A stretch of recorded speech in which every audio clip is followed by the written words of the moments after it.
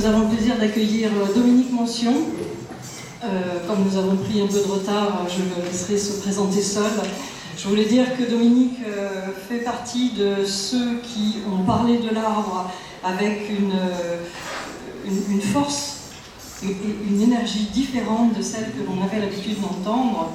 Et entre Francis Salé, Christophe Drenoux qui nous a parlé des racines, Ernst Zuckern hier qui nous a parlé de l'eau nouvelle face à la photosynthèse, eh bien Dominique nous a fait voir les arbres d'une manière différente, de même que Jean-Marie Lespinasse lorsque nous avons observé les variétés anciennes de notre verger à travers la branche fruitière.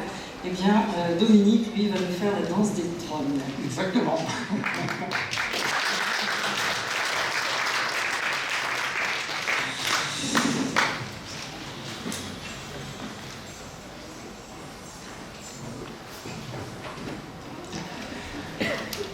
Je vais vous parler des d'arbres que vous avez tous vus, y compris en arrivant ici. Vous êtes passé devant au moins une trogne de mûrier, peut-être sans la voir. Et vous allez voir que ces arbres, c'est une histoire extraordinaire entre, comme est le titre de cette conférence, entre le génie végétal et le génie humain. Et sur cette image qui est prise dans ma région, dans le Perche, eh bien, vous avez déjà des trognes, mais j'ai volontairement prise parce qu'on a aussi des arbres fruitiers. Et il y a une relation très forte entre ces deux arbres et l'homme du bocage, des bocages, et pas seulement des bocages, puisque ces deux arbres, ces deux types d'arbres, en tous les cas, sont ici taillés, vous voyez, à hauteur, et on va comprendre très vite pourquoi.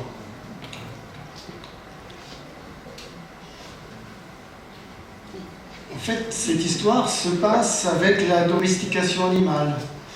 Au néolithique, il se fait un changement progressif, mais considérable, qui va être la pratique de l'élevage et la pratique de l'agriculture. Et pour pratiquer ces deux activités essentielles à l'augmentation de la population, eh bien, qu'est-ce qu'on va faire? On va défricher la forêt.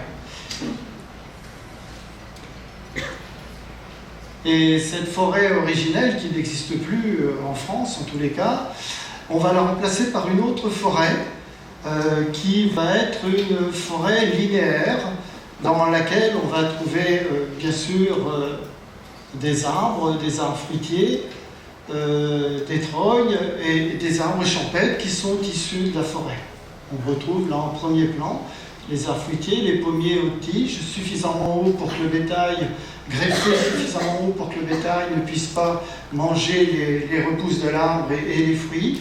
Et puis ces trognes dont la hauteur va varier considérablement selon les situations, mais dont la hauteur minimale, le plus souvent, est une hauteur de 2 ou 3 mètres, hors d'atteinte de la dent du bétail bovin en tous les cas. Et si on regarde des images un peu plus anciennes que ce bocage, ici dans les années 60, de la documentation pédagogique, vous voyez que l'intérieur des parcelles défrichées, puisque avant c'était la forêt, eh bien on a les arbres fruitiers et autour des champs, ce qu'on appelle le bocage, la trame de haies qui est une forêt linéaire. Cette forêt, elle a été absolument considérable en France, puisque on a réussi quand même à en arracher 2 millions de kilomètres, ce qui représente à peu près 15% de la surface forestière française. Et je puis vous dire que d'un point de vue biologique, c'est une catastrophe considérable, dont personne ne parle évidemment. Et on va regarder ce qui se passe au sein de ces haies, puisque là, vous avez ce que j'appelle des trognes, ce que vous pouvez appeler des têtards, des gargouilles, et la liste des noms n'est pas close, puis j'en suis à peu près à 250 noms recensés en France, ce qui dit toute l'importance que pouvaient avoir ces arbres dans l'économie paysanne. Alors ici, c'est une image plus récente, prise en Normandie. On va retrouver cette trame de haies et on va retrouver dans ces haies des trognes et on va retrouver les vergers. Donc c'est un paysage qui n'a pas encore été bousculé, mais les coups de boutoir sont partout dans les bocages. Alors une autre image de la documentation pédagogique, ici dans la Sarthe, et une des caractéristiques de ces bocages, c'est l'habitat dispersé. avec un réseau de chemins considérable. Et on va prendre ces chemins pour aller voir de plus près ce que sont ces trognes. Alors, si on regarde au-dessus du chemin et des haies, on voit qu'il y a un certain nombre de types de haies. La typologie est infinie en fait, mais j'ai volontairement voulu en dégager 3 types ici. La haie avec, excusez-moi, j'ai fait une erreur de 9. La haie avec les arbres fruitiers en haut. Là, vous avez des poiriers dans une haie basse. Alors, si vous voyez des arbres fruitiers dans des haies hautes, élevées, c'est une aberration, puisqu'à l'origine, ces haies étaient forcément des haies basses. Produire des arbres fruitiers, récolter des fruits dans une grande haie, l'arbre fruitier finit par disparaître, dominé par une champêtre. Donc les arbres fruitiers sont toujours les témoins quand ils sont dans une haie, d'une haie basse. En dessous, une haie avec des trognes, des têtards, vous voyez là, partout, qui peuvent avoir des densités importantes. Et puis une haie plessée, ça c'est la haie clôture, dont on a esquissé des ateliers aujourd'hui et hier, et qui était la clôture vivante des paysans, dans laquelle on pouvait avoir et des arbres fruitiers et des trognes, mais normalement qui étaient maintenus en haie basse, non pas forcément par la main de l'homme, mais là par la dent du bétail. Alors une haie, c'est d'abord une forêt linéaire qu'on va recéper, retailler régulièrement. C'est un outil de production. Il y a même des gens qui ont dit, pour sauver le bocage, brûlons-le. Qu'est-ce que ça veut dire? Ça veut dire que pour que la haie continue à vivre, il faut qu'elle soit régulièrement taillée. Alors évidemment, ça va peut-être contre certains esprits qui nous disent qu'il ne faut plus toucher aux arbres. C'est assez incroyable, mais plus toucher aux arbres, ça veut dire que on n'a plus le droit de cueillir des fruits quelque part, puisqu'il ne faut plus tailler les arbres fruitiers. Enfin, ça peut aller loin, ce genre de discours un peu dangereux. Et les paysans, pour survivre, ils se sont rendus compte qu'il fallait quand même toucher aux arbres, c'était mieux. Vous voyez là une haie qui a été taillée avec des trognes.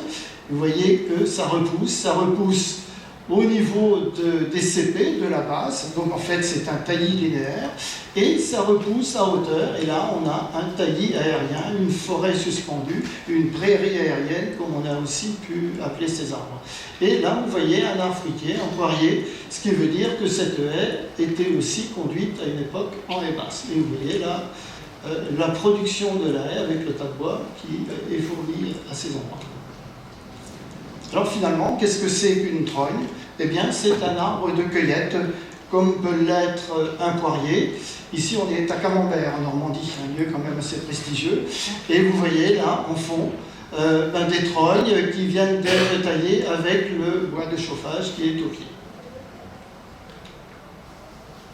Alors, on continue à prendre ces chemins et sont penchés sur les passants. Il y a Roger Reboussin, qui a été professeur de dessin au Muséum d'Histoire naturelle de Paris et qui avait une maison dans le Perche, il disait les trognes agrippés au talus. Je trouvais le terme magnifique, et on peut imaginer que les enfants qui prenaient ces chemins creux pour aller à l'école ont dû être fortement impressionnés par ces arbres, d'autant que plein d'histoires nous racontent que les aînés se planquaient dans les trognes creuses pour faire peur à leurs petits frères. Alors une forme de trogne qu'on va pouvoir rencontrer aussi dans ces bocages, ce sont des trognes horizontales. Alors ça, je vais en parler un peu, mais je ne vais pas aussi détailler que sur les trognes verticales, mais c'est aussi une forme de trogne qui est en fait un vestige de la haie plessée, de la clôture vivante. Alors on entend quelquefois certaines personnes s'offusquer de ces trognes que les paysans taillent. Mais on voit personne qui s'offusque de ces magnifiques forêts, comme la forêt de Bercé, les plus belles forêts de chênes de France, qui n'ont rien dans leur présentation de naturel. En fait, l'homme s'arrange pour que les arbres soient les plus serrés possible pour faire un tronc, une grume la plus longue possible. Donc il y a des contraintes au niveau du sol, des contraintes aériennes, ça veut dire qu'on a un tout petit houppier et qu'on a un réseau racinaire très contraint par celui de ses voisins. Enfin, ça, c'est pas du tout naturel. C'est l'homme qui force les arbres à pousser comme ça pour faire du bois d'œuvre extrêmement remarquable, hein, le plus valorisable et le plus valorisé. On s'en servait bien sûr pour la charpente, pour la marine, pour les églises, pour les châteaux, pour faire des mérins, pour des fûts, etc., etc. Donc ça, c'est une gestion de l'arbre, comme est une gestion de l'arbre la trogne, à la différence près que chez la trogne qu'on a ici, on va interrompre son élan initial et on va en faire un arbre de cueillette à hauteur. Et le tronc, lui, va rester en permanence. Et toute la biodiversité qui s'installe dans le tronc va être également conservée. Et quand on regarde ce chêne de plein air, de pleine lumière, qu'est-ce qu'on voit? On voit une marcescence, c'est-à-dire les feuilles qui sont conservées en hiver par l'arbre, marcescence qui est un signe de jeunesse chez l'arbre. Et vous voyez que ce chêne, qu'est-ce qu'il fait? Il fait de la trogne. Et si on regarde dans cette région, hier quelqu'un a déclamé un poème de Ronsard, ben là on est à Couture, au pays de Ronsard.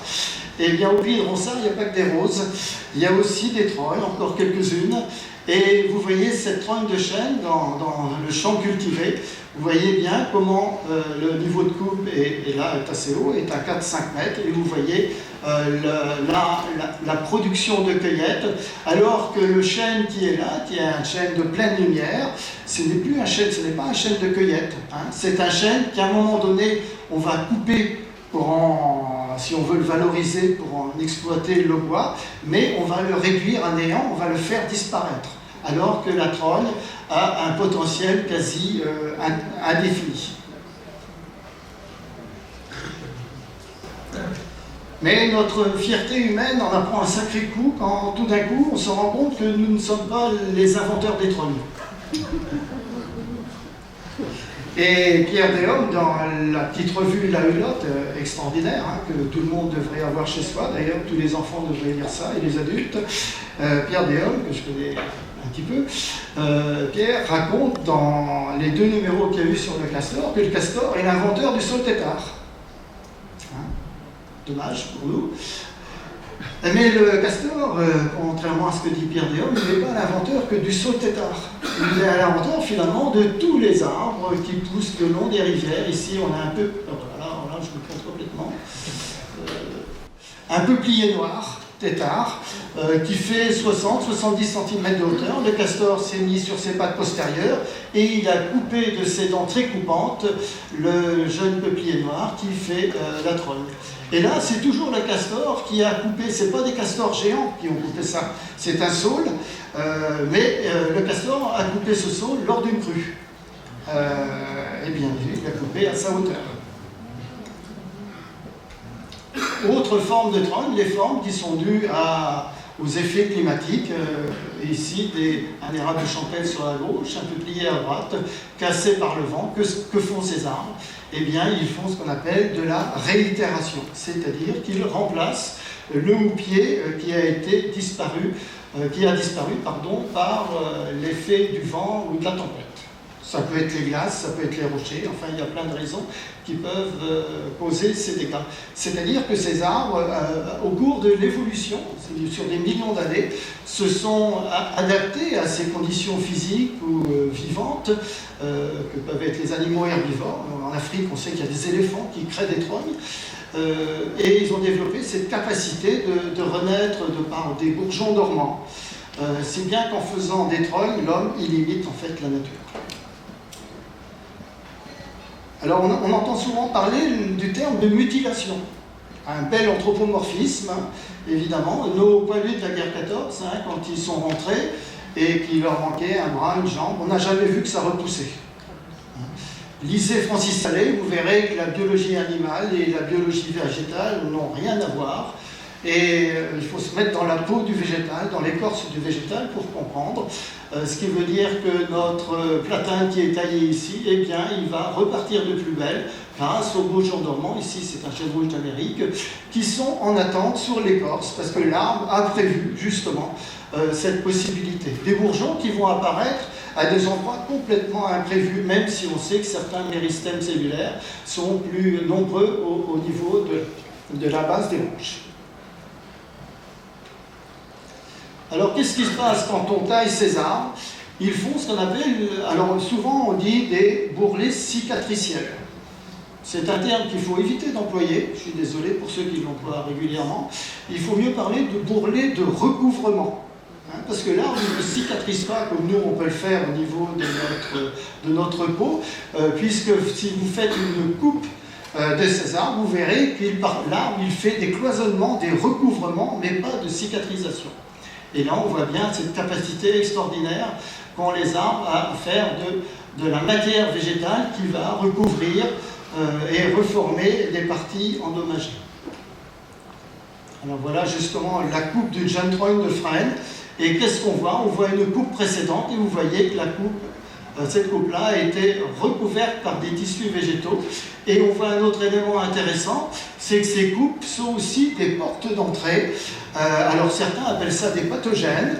Moi, j'appelle ça des organismes vivants qui vont s'occuper des bactéries, des champignons, des insectes, des oiseaux, qui vont s'occuper, grâce souvent à l'humidité, à produire des cavités au sein de ces arbres. Et on va voir que ces cavités ne sont pas du tout des éléments négatifs pour ces arbres.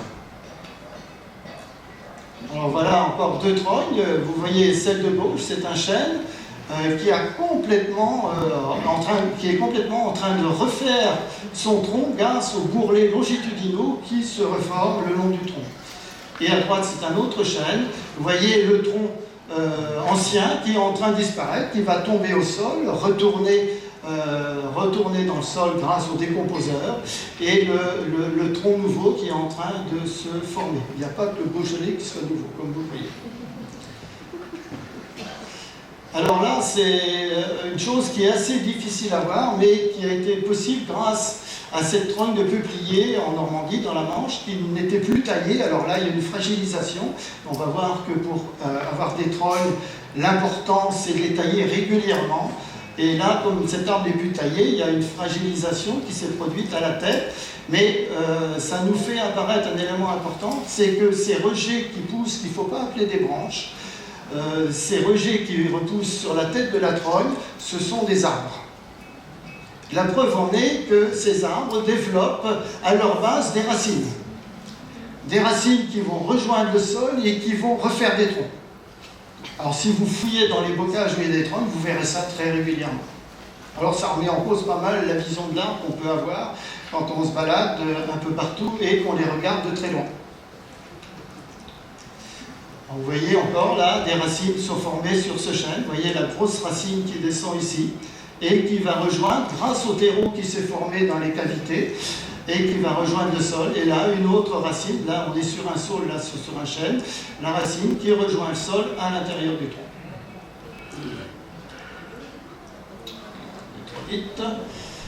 Et comme je disais à l'instant, l'arbre va se creuser et va finir par avoir un tronc totalement creux. Ici, on peut rentrer dedans à plusieurs. C'est un frêne, une trogne de frêne dans le bocage des Deux-Sèvres, en pleine forme. Je peux vous dire que si la calarose ne l'atteint pas, il va vivre plus longtemps que nous, qui fait 7 mètres de circonférence. Alors, je vais vous donner quelques exemples justement de trognes toutes creuses et qui ont des diamètres assez impressionnants. Ici, un tilleul, toujours dans le bocage des Deux-Sèvres, là encore 7,60 m de tour, et qui a 7 têtes. D'ailleurs, ce qui est intéressant, c'est que l'agriculteur qui l'a taillé, maintenant il est un peu plus âgé, c'est plus lui qui le taille, il conservait toujours une des têtes de tilleul pour pouvoir faire sa tisane, pour cueillir les fleurs. Ici, on n'est plus en France, on est dans le sud de l'Aragon, en Espagne, trogne de peuplier noir. Alors je me souviens, j'ai dû la mesurer, je ne me souviens plus, mais c'est énorme. Et c'est dans un paysage relativement désertique, pas très loin d'une rivière. Ça veut dire que l'arbre va puiser très profondément l'eau. Et là encore, c'est des arbres qui ont une vigueur incroyable.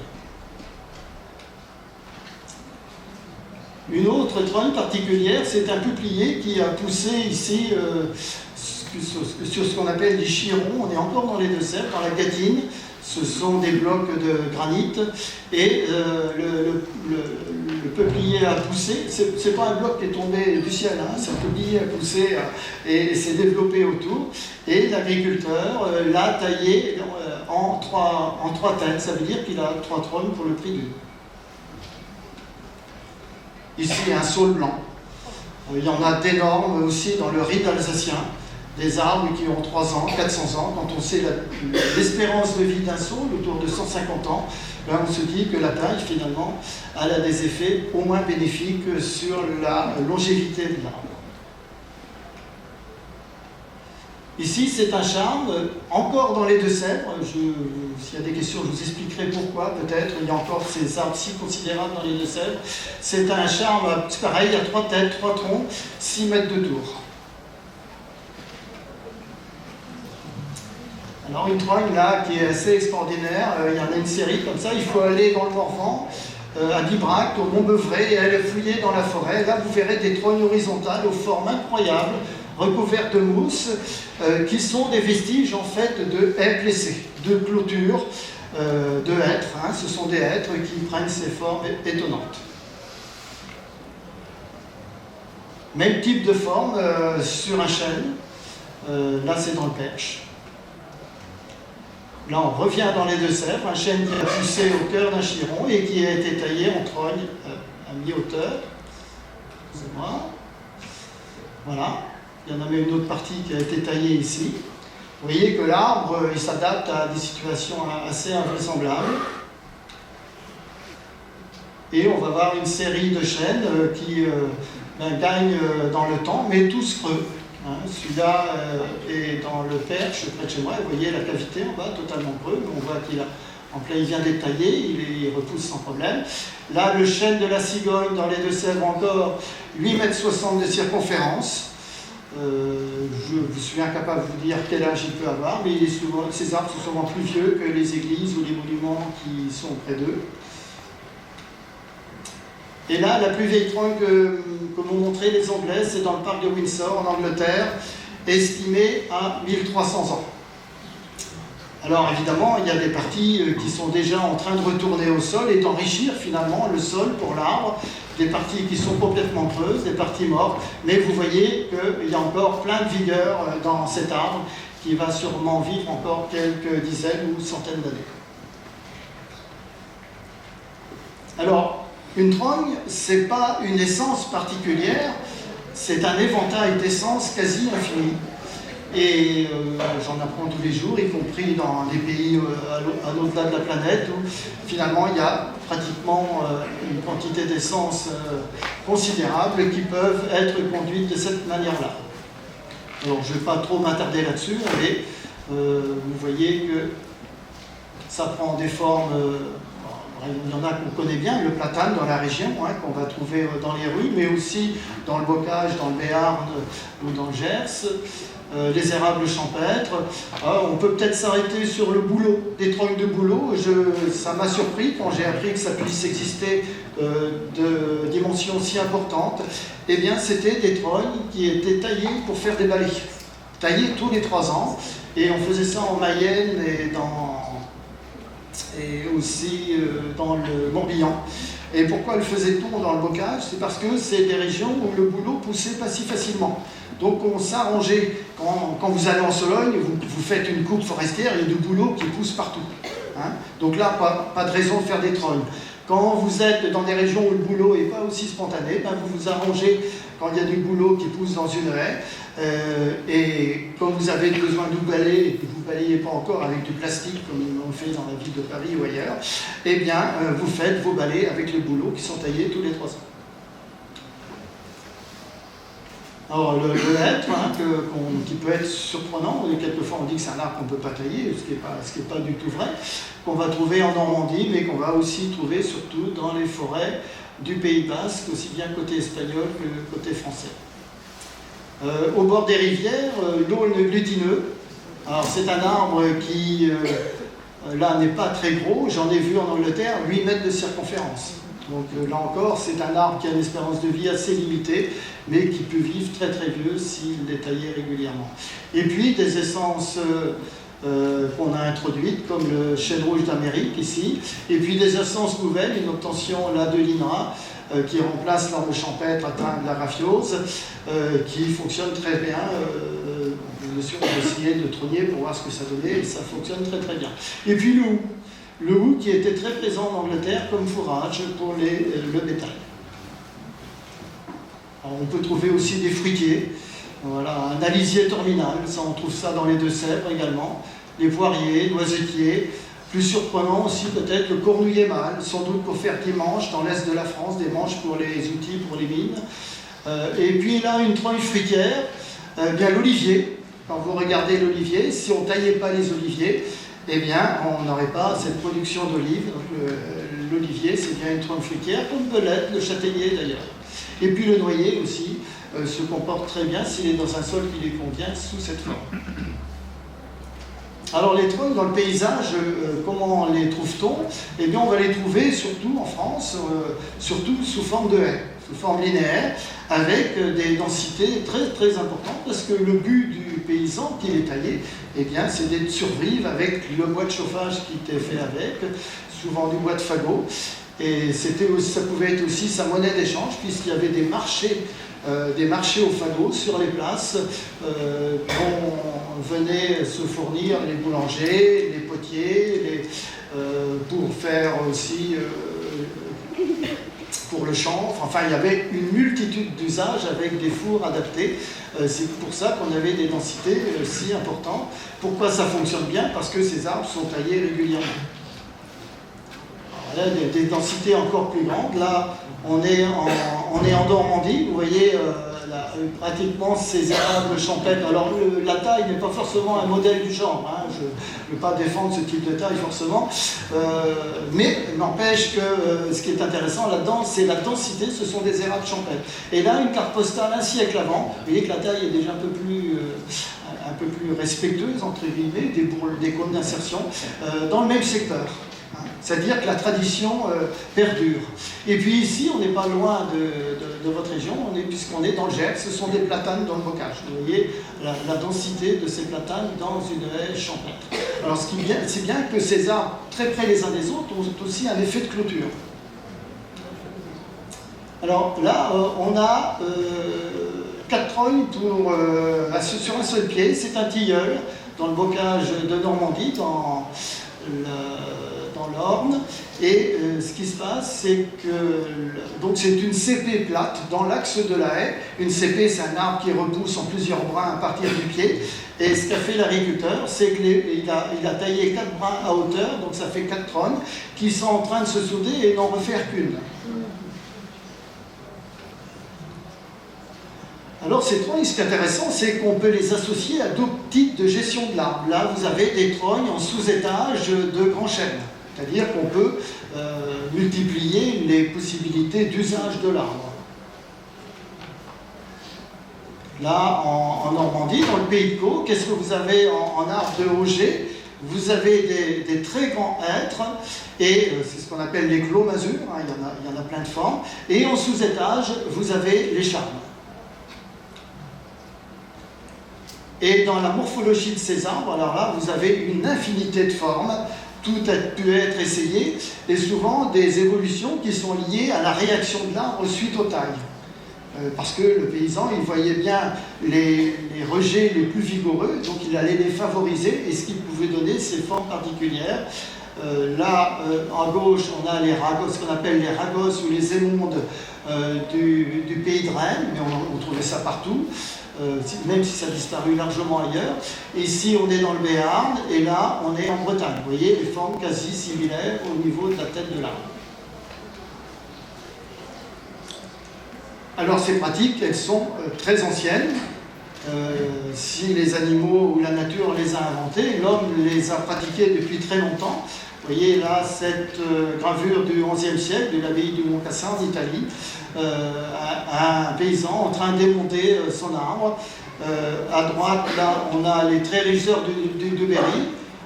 dans ces illustrations du début du XVe siècle, des frères Limbourg, on a 3 mois sur lesquels on voit des trognes. Et puis là, une autre représentation médiévale, vous voyez ici, enfin là c'est en Espagne.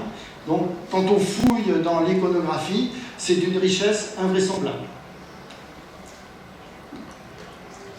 La plus vieille trogne, le témoignage le plus ancien qu'on ait pu trouver de ces arbres, c'est 3400 ans. C'est en Angleterre, dans la Trent, une rivière au nord-est de Londres. Et les Anglais, donc là, elle a été retirée de la vase dans laquelle elle était enfouie, on l'a replantée symboliquement, et datée au carbone 14, 3400 ans. Ça veut dire qu'elle avait un peu plus, puisque si cet arbre a 3400 ans, ça veut dire qu'il y a des parties qui sont sans doute un peu plus anciennes. Enfin, déjà, c'est pas mal. Et on peut imaginer, comme je disais en début de conférence, qu'on ait commencé à faire des trognes dès l'instant qu'on a commencé à domestiquer les animaux et à domestiquer les plantes. Et c'est sans doute au bord des rivières qu'on a aussi inventé les saules têtards, les osiers têtards, pour faire la vannerie qui servait à pêcher, pour commencer pour être autonome, pour se nourrir. On peut supposer ça parce qu'on a retrouvé des traces de vannerie dans les gisements néolithiques. Aujourd'hui, on trouve toujours ce type d'arbre au bord des mares. Chez nous, dans le Perche, c'est extrêmement fréquent de voir ces osiers au bord des mares. C'était la vannerie paysanne, la vannerie domestique. Ici, là, on est en Sologne. Donc, c'est des pratiques. On va trouver ça au niveau de l'osier un peu partout. Une forme certainement très ancienne aussi de ces arbres, c'est la forme de boisement.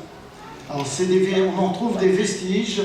Ici à gauche dans les Deux-Sèvres, c'est un terrain militaire sur lequel ça se trouve. Ici dans le Perche, j'en ai même retrouvé chez moi avec des chênes, des charmes. Là on est en Aragon, en Espagne. Et là toujours en Espagne, un peu plus au sud encore, ce sont des genévriers turifères qui témoignent de pâturage de plus de 400 ans. C'est des arbres qui ont plus de 400 ans et qui étaient taillés pour le fourrage. Et puis, des paysages de trognes fantastiques, hein, c'est ce qu'on appelle la DSA en Espagne ou les Montado au Portugal. Ce sont d'immenses surfaces, plus de 2 millions d'hectares, qui sont plantées surtout de chênes verts et qui sont taillés en parasol pour faire ombrage au bétail ou protéger les cultures. Vous enlevez ces arbres, c'est le désert qui arrive. Alors si on va un peu plus loin, là on est au Maroc et là ce sont plus des chênes verts, ce sont des frênes, mais leur particularité c'est qu'on les a plantés, on en a planté plusieurs ensemble. C'est-à-dire que là ce sont des troncs qui sont soudés, on a fait un brassage génétique pour mettre finalement tous ces œufs, non pas dans le même panier, mais au niveau d'un même arbre. Hein. Et vous voyez que si vous enlevez ces arbres, c'est le désert. Et puis, ce qu'on retrouve tout près d'ici, les hautains, hein, dans les piémonts, enfin ce qui n'existe pratiquement plus, dans les piémonts pyrénéens, mais on trouvait ça en Italie, on trouvait ça au Portugal, en Espagne, c'est les trognes qui servaient à faire grimper la vigne. Et quand vous voyez l'usage de l'espace, eh bien, on a les érables champêtres, c'était souvent eux, que l'on taillait, qui avaient leur production, on avait la vigne qui avait sa production, et puis au sol, on avait une autre production. Là, c'est en Italie, et puis là, ce sont des trognes toujours au bout des vignes, c'est en Isère. Et puis on va trouver des trognes un peu particulières, des trognes nounours, comme j'aime bien les appeler, parce que souvent elles se couvrent de mousse. Alors ça, c'est des paysages extraordinaires. Il y a souvent un reproche qui est fait à juste titre à ces trognes, c'est qu'il fallait les tailler à hauteur. Et ça peut être extrêmement dangereux si on ne prend pas les précautions nécessaires et surtout si on a trop attendu pour les tailler. Eh bien, si on fait des petites trognes, des mini-trognes, le danger il est extrêmement réduit. Et l'intérêt de ces mini-trognes, c'est qu'on peut en faire des densités importantes, puisqu'ici, sur les terrets du Marais Poitevin, où il y a encore quelques vestiges de cette présence, on allait jusqu'à 3000 frênes têtards à l'hectare. Vous voyez que ça. Alors, ce qui est intéressant aussi, c'est que dans ces arbres, moi j'ai trouvé des nids de pique et pêche à 80 cm du sol. Donc la faune s'adapte aussi à la hauteur de l'arbre. Et on trouve aussi dans ces arbres, notamment ceux qui sont morts, la rosalie, qui est une espèce, un coléoptère magnifique qui est protégé. Et puis le jour où ces terrets ont été reliés, parce que c'est des îles, qui ont été reliés au reste des parcelles pâturées, eh bien on a enlevé les saules et les frênes d'état en partie centrale, et les frênes du tour, on les a rehaussés pour pas que le bétail ne puisse manger les repousses. Donc c'est aussi des arbres à géométrie variable. Alors ce qui est intéressant de dire aussi dans cette pratique, c'est que le bois a été transporté en barque. Vous savez, tous ceux qui font du bois savent que le problème du bois, c'est le transport.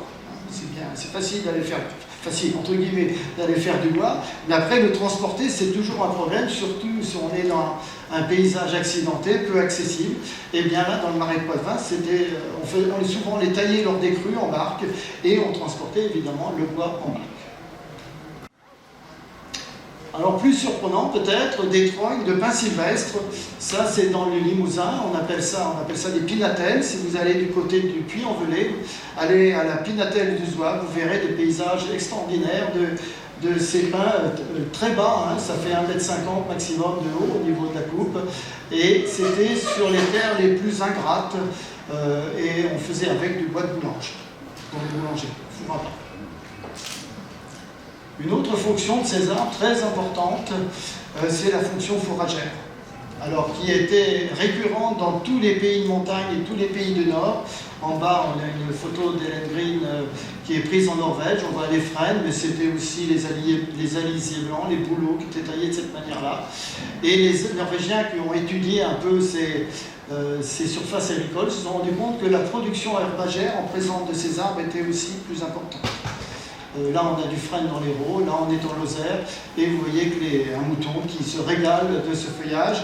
Et les animaux sont herbivores, mais ils étaient d'abord aux origines des herbivores qui mangeaient des feuilles d'arbres.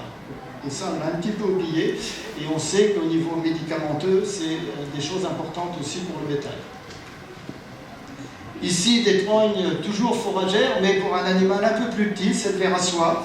On est sur le mûrier blanc. Dont il a été planté, bouturé des millions d'exemplaires sous Olivier Dussert à la grande époque des soieries. Et là, ils sont sous forme d'alignement en allant à la magnanerie, là sous forme de verger, là dans une haie, là on est en Touraine, ce qui témoigne des soieries de Touraine, et là carrément au ras des bâtiments. Donc évidemment, ce n'est possible que parce que vous gérez cet arbre en trogne. Évidemment, l'intérêt, c'est aussi que la magnanerie était dans la maison même, chez le particulier, et que la cueillette était sur place. Une autre forme aussi est d'usage extrêmement important. Toutes les forêts de trogne du Pays Basque, il faut aller voir ça, il faut aller à Sarre, il faut aller à Saint-Pé-sur-Nivelle, il faut aller de l'autre côté en Espagne, dans le parc naturel de Berthize, et vous verrez ces paysages incroyables de trognes de hêtres et de chênes pédonculés, donc qui avaient plusieurs fonctions. Une des fonctions les plus importantes, c'était de faire du charbon de bois, avant que le charbon terrestre minéral ne soit utilisé. Charbon de bois qui était réalisé sur place, transporté à dos d'âne sur les côtes, sur les sites sidérurgiques. On faisait aussi, bien sûr, la glandée, extrêmement importante. Et puis, je ne sais pas si on peut dire la faînée, mais la récolte des faînes aussi pour les cochons, la récolte ou le pâturage. Et puis ces arbres, surtout, ils avaient une fonction à un moment donné, et c'est pour ça qu'on trouve finalement les mêmes forêts en périphérie de Londres. Ils avaient une fonction pour faire du bois de marine, du bois courbe pour la marine. Alors ça, c'est extraordinaire, puisqu'il y a même les Anglais qui ont étudié les types de courbes et les usages qu'on pouvait faire par rapport à la forme du bateau. Autre fonction de ces arbres, et ça on retrouve ça dans les pays du Nord, sur les saules, c'est la fonction de fascine pour renforcer les berges, les canaux. Donc ça, on fait tout simplement des fagots qu'on va mettre qui vont limiter l'impact du roulis des vagues sur le talus qui sert de digue. Et puis là, ce qu'on appelle le génie écologique, eh bien, c'est en bord de Loire. Qu'est-ce qu'on a fait? On a bouturé des saules qu'on traite en trogne et qui vont empêcher l'érosion des rives du fleuve. Et on s'aperçoit que c'est beaucoup plus efficace que d'aller mettre des rochers. Alors l'usage de ces arbres, il est favorisé aussi par le fait d'avoir des rejets extrêmement rectilignes. Surtout si on n'attend pas trop. Plus on attend, plus le taillis va se sélectionner et plus on va avoir des arbres qui vont développer des branches latérales. Mais si on est dans des cycles relativement courts, on va avoir des rejets très longs. Sur les saules, ça servait de perche pour faire sécher les tablats, de perche pour faire monter le houblon, de manches, etc., de cercles pour les tonneaux, ou, comme ici dans le nord de la France, de petits châssis pour faire sécher les haricots. L'usage de cette rectiligne du rejet, elle était aussi utilisée dans l'habitat tel quel, comme ici en Espagne, en Aragon, toujours sur ces peupliers noirs. Et on voit, si on dépouille un petit peu l'habitat ancien, que vous voyez que c'est utilisé quasiment brut. Et l'intérêt de ce peuplier, c'est qu'il est très peu sensible aux insectes.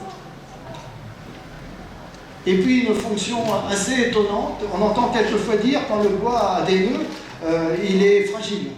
Eh bien, la multiplication des nœuds va faire tout le contraire, c'est-à-dire qu'elle va renforcer la solidité du tronc et la solidité de cette longueur importante, si bien qu'on va utiliser aussi ces arbres comme des poutres dans l'habitat, ce qu'on trouve en Bretagne.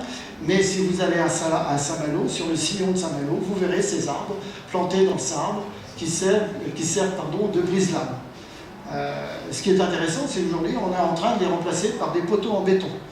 Alors, je ne vous dis pas le bilan carbone entre les deux. Il y en a un qui a fixé de la photosynthèse pendant des dizaines, voire des centaines d'années, et puis l'autre, voilà. Et puis, des architectes aujourd'hui qui valorisent ces arbres dans l'habitat contemporain. Ici, c'est un restaurant à Rennes.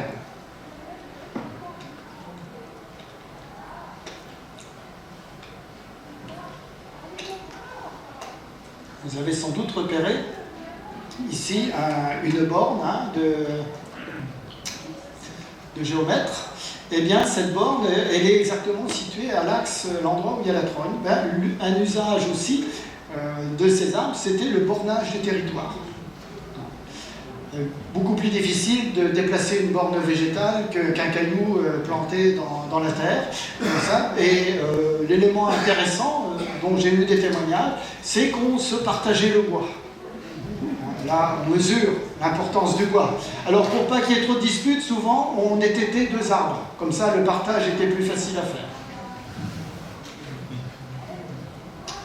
Une fonction intéressante également, nous qui allons facilement dans la supérette de jardinage aller chercher du terreau en sac plastique, eh bien, autrefois, on allait au pied des trognes. C'était utilisé pour empoter les pots, pour les parterres, le terreau de trogne, qui porte des noms très variés. Ça peut s'appeler le pourria, mais chez nous, dans le Perche, on donne un très beau nom à ce terreau, on appelle ça le sang de la trogne.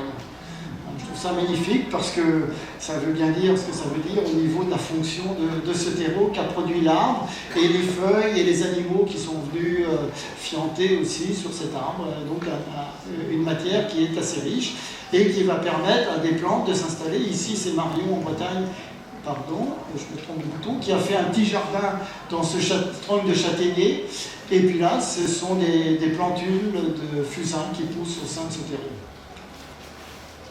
Une fonction importante aussi, entre guillemets, c'est la fonction de cachette.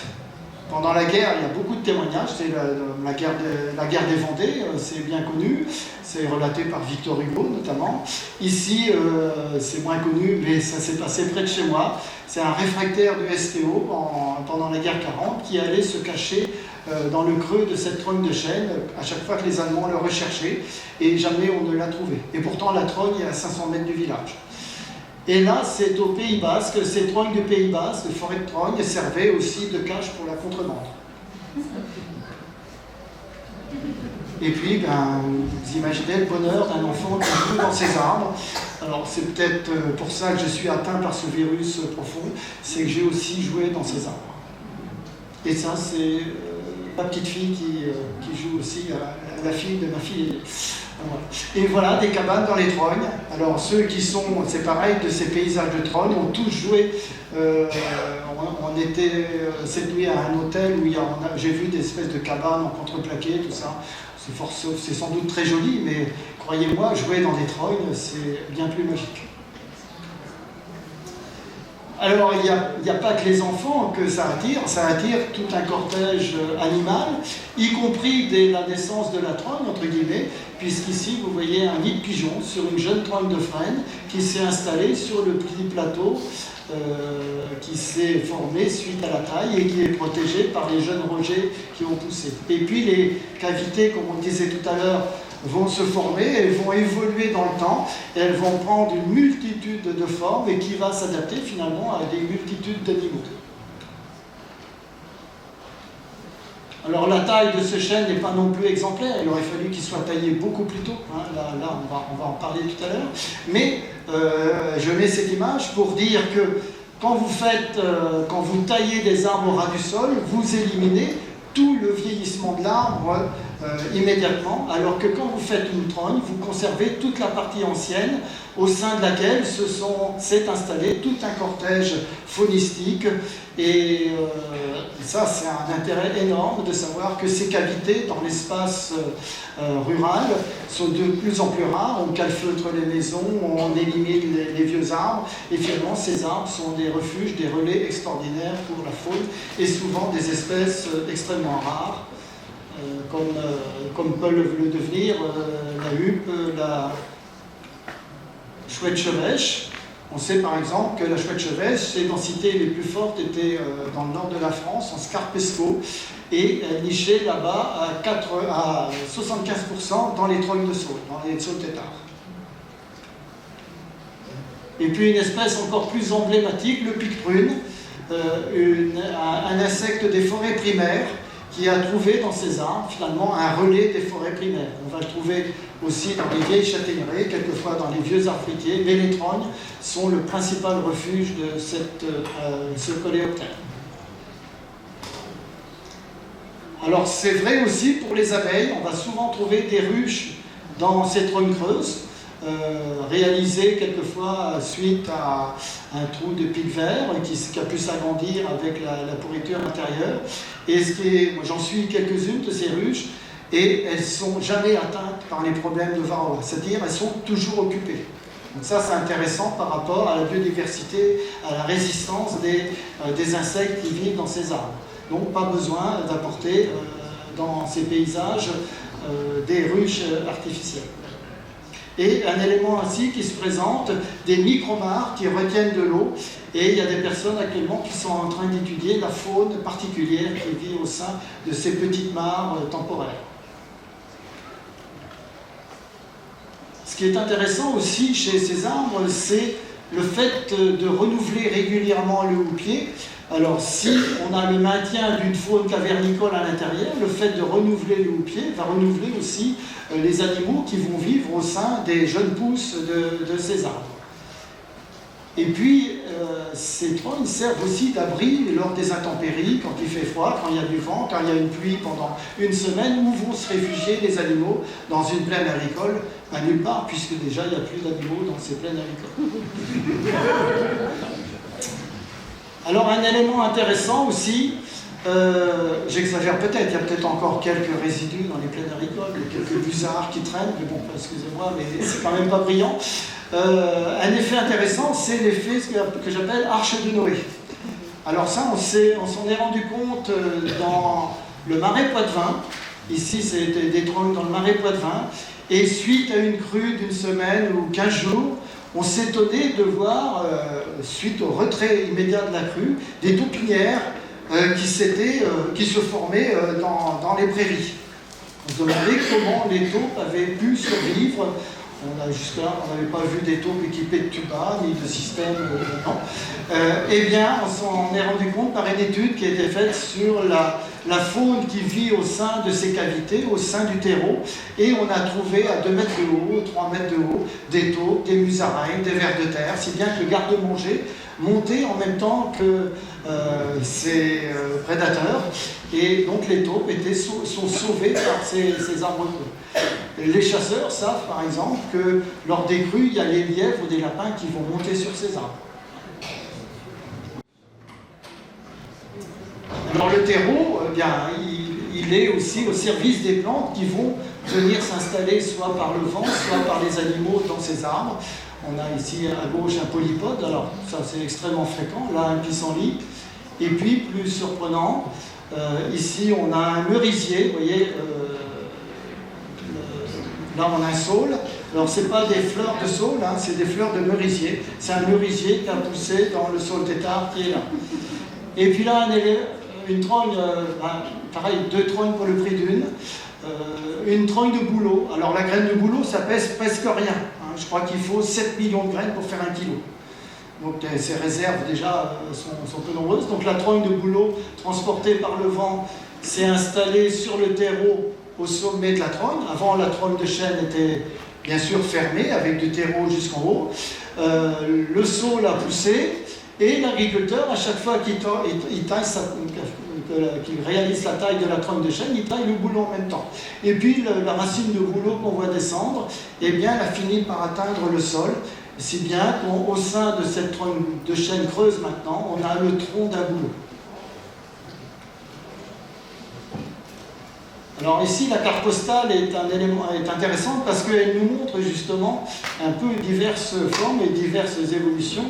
Vous avez à droite là une jeune trogne, ici des trognes plus anciennes, là une trogne émonde, beaucoup plus haute, et là un arbre de Auger. Et puis si vous regardez bien à la base, vous avez des marques de blessage de haie. Donc vous avez la clôture à la base. C'est une photo, vous voyez, qui date au moins de 1911. Si bien qu'une des solutions trouvées pour valoriser au maximum ces haies du bocage a été sur ces talus qui servaient, qui sont la résultante du fossé qui drainait la parcelle. On avait ces trognes qui étaient la forêt aérienne. En intercalaire, on avait aussi des cépées. Et puis surtout, on avait la haie plessée qui était la clôture.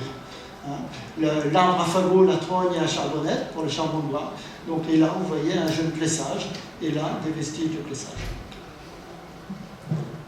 Et quand on voit cette photo du même arbre pris avant et après, eh bien, on comprend bien pourquoi la trogne, on l'a fait à cette hauteur-là, parce que là, de ce côté-là, il n'y a absolument rien qu'à pousser.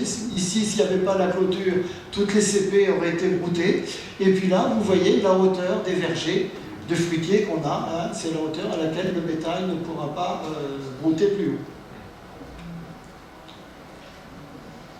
Et là, on comprend aussi la pression animale hein, qui s'exerce à la fois par le piétinement et à la fois par le broutage, si bien que la haie disparaît au pied de l'arbre s'il n'y a pas de clôture ou de protection.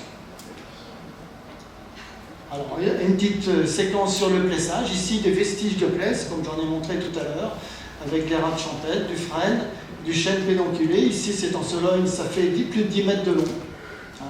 Évidemment, ça nous change du chêne ONF avec son grand fût. Là, on est sur des trognes plutôt horizontales. Et là, un hêtre. Alors, comment on fait du plessage? Les quelques-uns qui ont participé au micro-atelier qu'on a pu faire pendant ces 2 jours, eh bien, il faut entailler l'arbre à la serpe, voire à la tronçonneuse. Ici, c'est un Anglais qui est venu plesser à Bourset, pour faire une charnière de façon à le plier. Et que va faire notre végétal? Après, ben, il va pousser verticalement. Et vous voyez, ce qui se passe, c'est qu'on a des bourrelets de recouvrement qui se forment. Et le plus étonnant à ce niveau-là, c'est que l'arbre, il a autant d'énergie au niveau de ce passage très étroit avec la charnière qu'il en a s'il était en entier. Donc là, il y a des phénomènes incroyables qui se passent au niveau de la capacité de l'arbre à s'adapter à des situations, entre guillemets, qui peuvent être apparemment traumatisantes. Alors là, c'est un Anglais qui est à la Maison Botanique à Bourset en 2011, on a organisé les rencontres nationales de plessage. Et puis ça a dû un petit peu déborder la France et on a un Anglais qui a débarqué, un plesseur professionnel, et il est venu, on lui a mis un bout de haie à plesser. Voilà, les Anglais c'est les rois du plessage, et vous voyez la qualité du travail qui est fait sur une haie où il y avait beaucoup d'épines noires, d'aubépines, avec un geste extrêmement assuré, des outils qui coupent parfaitement pour s'économiser l'effort, et c'est des clôtures infranchissables. Alors le plessage, et là aussi ce sont les Anglais qui nous ont montré l'exemple, on peut le pratiquer sur des arbres relativement gros, et ce qui a l'avantage de permettre la reconstitution de trous dans les haies, dans les continuités, de replanter en même temps. Regardez bien ces arbres, parce que la photo suivante va vous montrer, voilà, vous voyez un chêne là qu'on a plessé horizontalement, et bien sûr on a fait des trognes, hein, c'est un peu, la trognite aiguë nous a très atteint. Et image suivante, vous voyez comment ça pousse.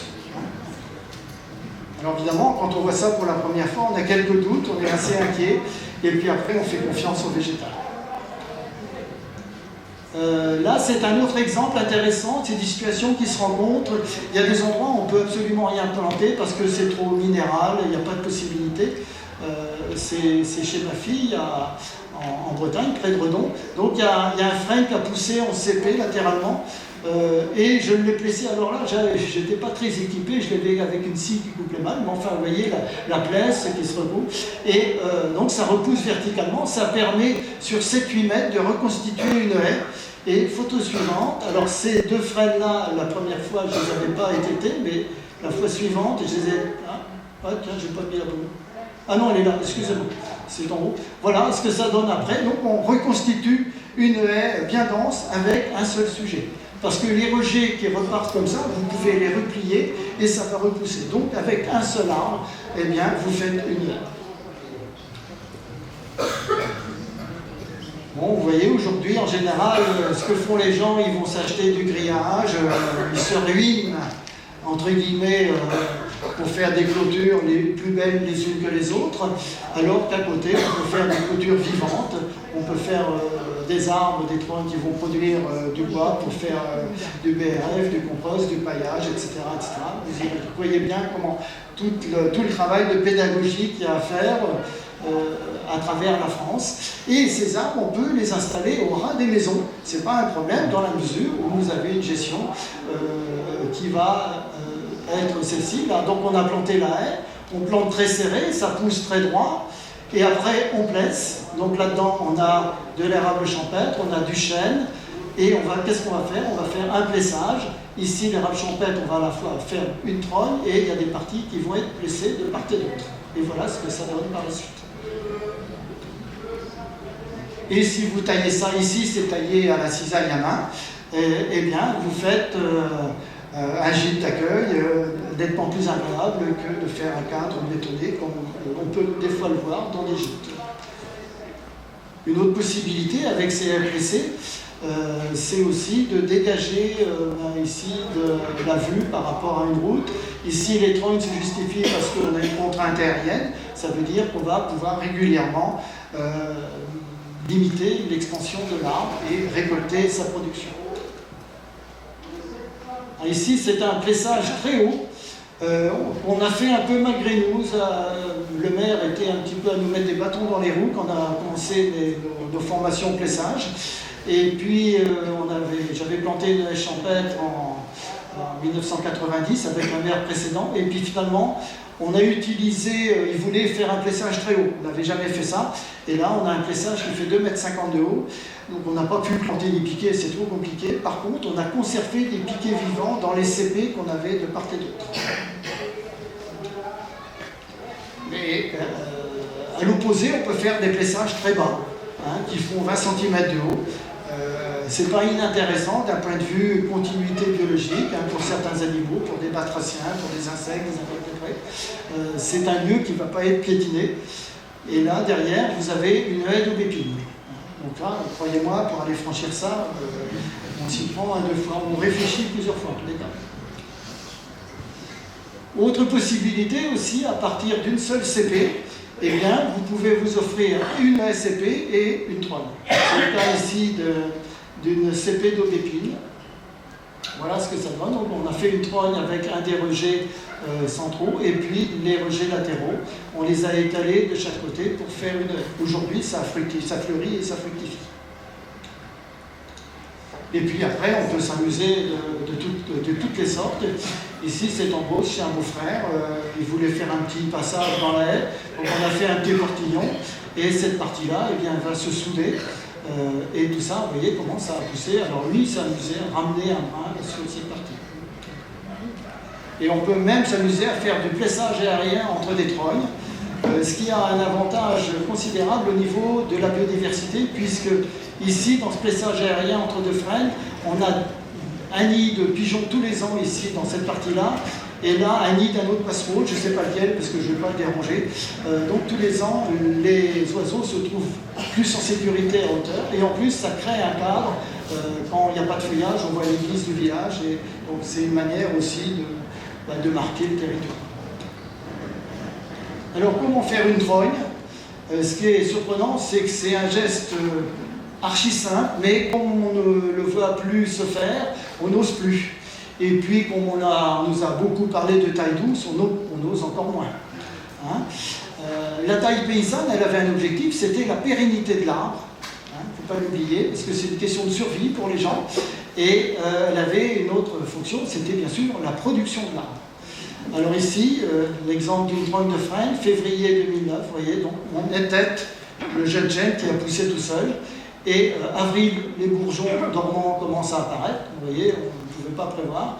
Et l'arbre, il commence à former sous vos pieds. J'ai enlevé au printemps, avant que les rejets latéraux ne deviennent mieux, à la main, on enlève les rejets latéraux. Et voilà ce que ça donne au bout d'un an. 3 ans après, il y avait des glands. L'arbre était couvert de glands. Donc, ça favorise aussi la production fruitière. C'est d'ailleurs pour ça qu'au Pays Basque, on favorisait le chêne pédoculé au chêne tausin parce qu'il produisait beaucoup plus de fruits. Et la taille, bien sûr, stimulait cette production. Et puis après, ben, ainsi de suite, hein, ça va, si on le fait. Alors l'importance, hein, c'est les cycles de taille réguliers. Il faut savoir qu'autrefois, les cycles de taille étaient liés à des baux ruraux et c'était souvent, généralement tous les 9 ans, ça pouvait être un peu plus, ça pouvait être un peu moins. Les trognes fourragères sur le frêne, c'était tous les 3 ou 5 ans. Les trognes de peuplier noir qu'on a vu pour l'habitat, c'était tous les 12 ou 15 ans. Mais dès l'instant que vous allez dépasser des cycles trop importants, notamment sur le chêne, les bourgeons dormants vont perdre leur réactivité et vous risquez de condamner l'arbre. Voilà, des exemples de trognes, des exemples ici d'agriculteurs qui ont recréé des trognes parce qu'ils s'aperçoivent qu'il faut renouveler le patrimoine. Certains se sont installés en chaudière à bois déchiqueté. Ici, un arboriculteur qui a fait une allée de trognes un peu contaminée sans doute par nos actions au niveau de la maison botanique. Et ici, c'est l'INRA de Lusignan qui a mis en place un programme de recherche sur 20 ans sur les trognes fourragères, dont l'objectif est que le bétail aille directement pâturer sur les trognes avec un contrôle avec les fils électriques. Et ça, c'est intéressant. En plus, il y a des études sur les qualités nutritives de ces arbres, les éléments médicamenteux qu'ils peuvent contenir. Et ça, c'est un agriculteur de Moselle qui m'a envoyé une photo parce que lui, il avait déjà employé la solution chez lui en faisant des mini-sauts têtards pâturés dans une zone assez humide de ces pâtures. Et donc, il envoie directement son bétail pâturer sur ces trognes. Alors, une forme de trogne qu'on peut trouver aussi, c'est la trogne truffière, sur du noisetier, sur de l'érable. Et ça, on sait que ça stimule aussi la production de truffes. Alors, il n'y a rien de plus facile de faire une trogne aussi avec les saules et peupliers. Il suffit de couper un de ces rejets, qu'on appelle un plançon, qu'on va enfoncer dans le sol, à condition que la nappe ne soit pas trop loin, bien sûr. Et après, bien, vous voyez la pousse de la première année. Et voilà ce que ça donne ensuite. Et là, on a une trogne qui a à peu près 20-25 ans. Et donc, c'est une production qui se met très très vite en marche. Et là, c'est la production de deux saules têtards d'une trentaine d'années qui ont été taillés au bout de 4 ans. Et voilà ce que ça donne.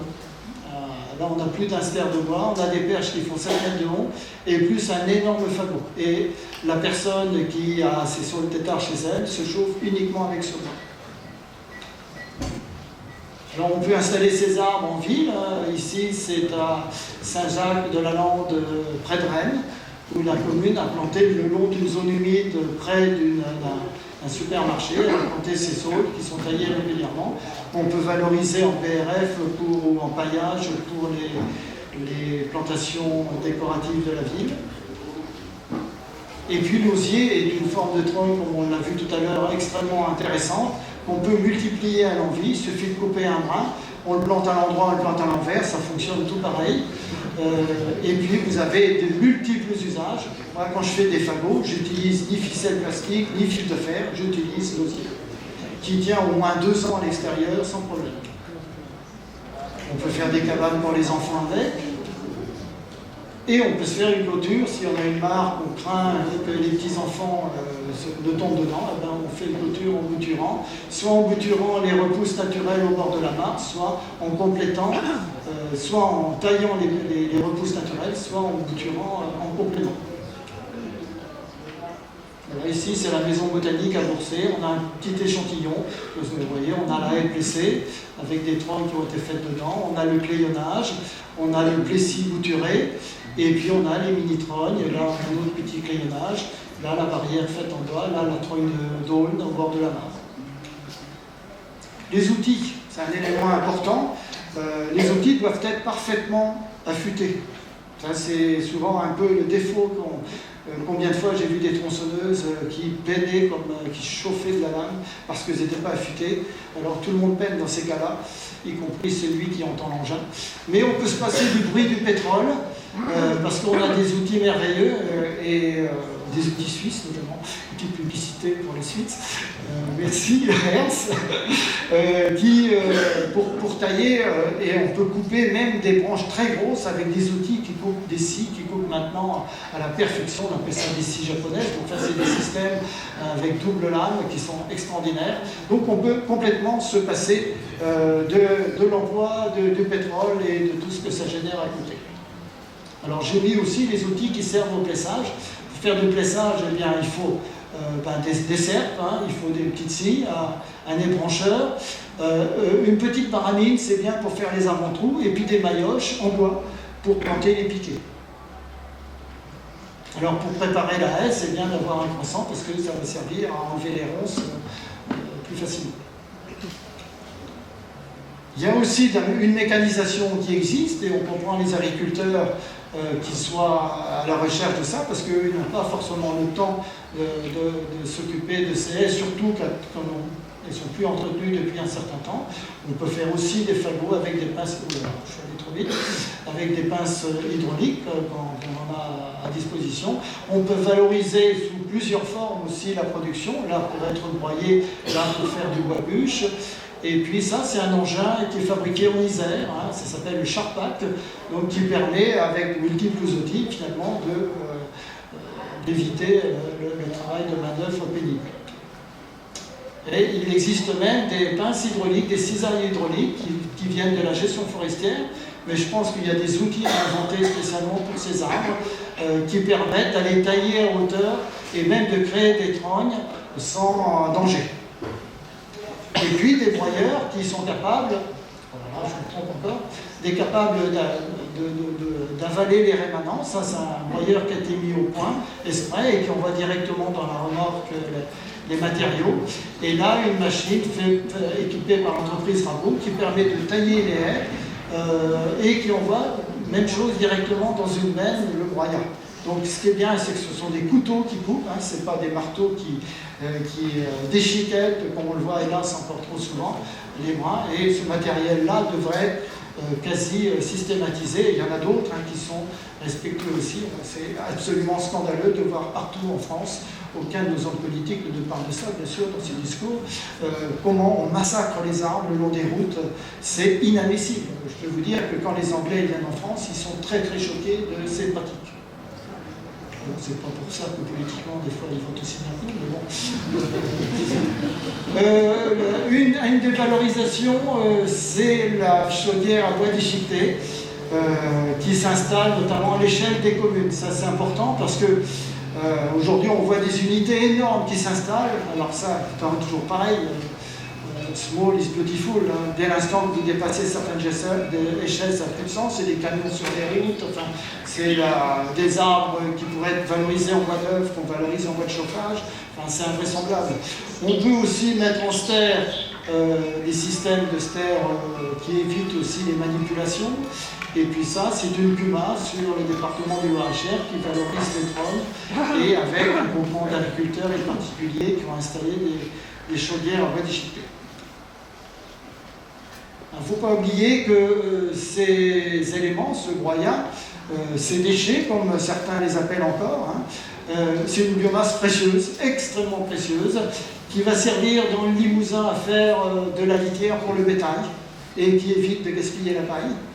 Et là-bas, c'est en train de se développer à grande échelle, qui va servir quand on plante des haies à éviter de mettre du plastique, c'est-à-dire du pétrole, sur le sol qui ne va pas se dégrader, et en ville, bien sûr, aussi à pailler les plantations. Alors, un autre élément important, c'est l'utilisation en BRF. Certains agriculteurs l'utilisent pour ça. On peut faire ça avec les pendeurs à feuillets. La difficulté, c'est qu'il en faut des quantités importantes. Et puis, vous voyez, on peut tout à fait imaginer que ces arbres ici, eh bien, retournent au sol, retournent sur les talus. Vous voyez que le talus, là, il n'est pas brillamment entretenu. Donc, il y a plein de possibilités, plein de valorisations possibles de cette production de biomasse, y compris dans les plateformes de recyclage où on a besoin du végétal à mélanger à d'autres origines de matériaux. Et puis faire du bois, c'est ce que j'appelle le bodywood. Vous savez, maintenant en ville, on a partout des salles où on va faire, vous voyez, très bien. Eh bien, on peut faire du bodywood.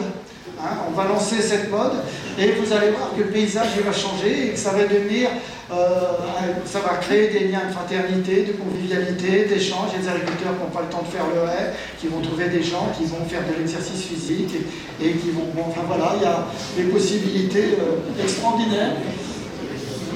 Et après, il y a du plaisir aussi, c'est ce que j'appelle, ça c'est du land art aussi. Là, on peut aussi, donc il y a...